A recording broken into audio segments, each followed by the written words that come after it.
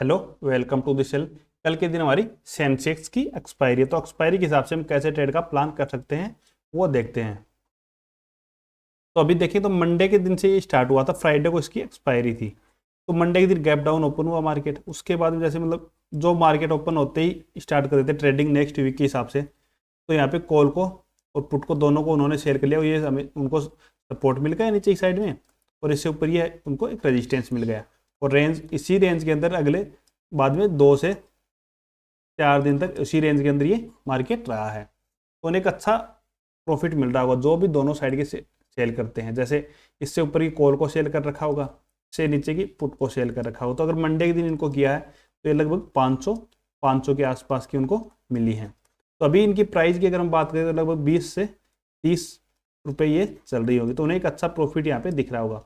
लेकिन अगर इस रेंज को अपसाइड में ब्रेक करेगा तो उन्हें फिर धीरे धीरे लॉस होना स्टार्ट हो जाएगा। नीचे की साइड में ब्रेक डाउन करेगा तो पुट में लॉस होना उनको स्टार्ट हो जाएगा।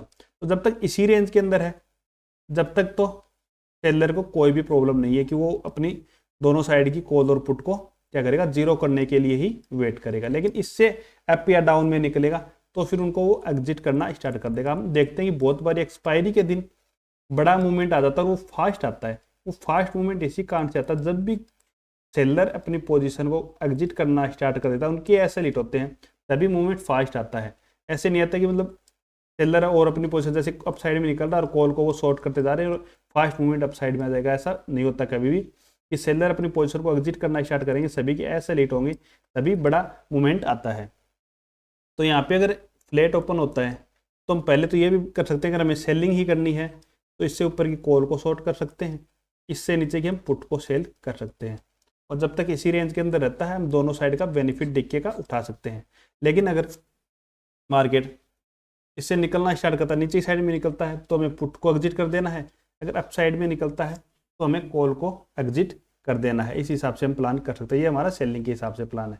अगर गैप डाउन ओपन होता है और हमें बाइंग के हिसाब से देखना है तो फिर हमें पुट को बाई गैप डाउन की सिचुएशन में कर सकते हैं। फिर फ्लैट ओपन होकर स्ट्रेट लाइन को और इस स्विंग को ब्रेक, मतलब पहले 50% क्वांटिटी तो हम यहाँ पे ऐड कर देंगे, दूसरी 50% क्वांटिटी हम इस स्विंग को भी ब्रेक करता है तो हम ऐड कर देंगे, और फिर नीचे की साइड में हमें बड़ा मूवमेंट देखने को मिल सकता है। दूसरा, अगर गैप ओपन होता है, यहाँ पे अगर डायरेक्टली गैप ओपन होता है तो लगभग 15 से 20 मिनट तक वेट करना अगर हमें कॉल को बाई करना है तो। और अगर हम यहाँ पे नेगेटिव प्राइस एक्शन में आता है डायरेक्ट, तो हमें पुट को बाई हम कर सकते हैं, डायरेक्ट भी पुट को एक बार बाई कर सकते हैं यहाँ पे अगर गैप ओपन होता है तो।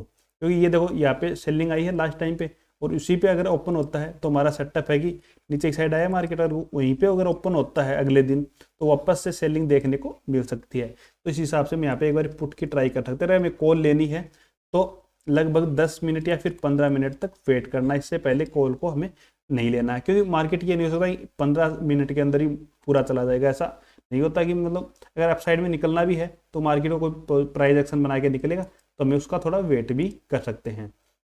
दूसरा, गैप डाउन ओपन होता है तो हमें कॉल की ट्राई नहीं करनी है, पुट को ही देखना। अगर अप साइड में मूवमेंट आता भी है तो स्ट्रेट लाइन के आसपास अगर हमें मिलेगा तो हमें पुट की ट्राई करनी है।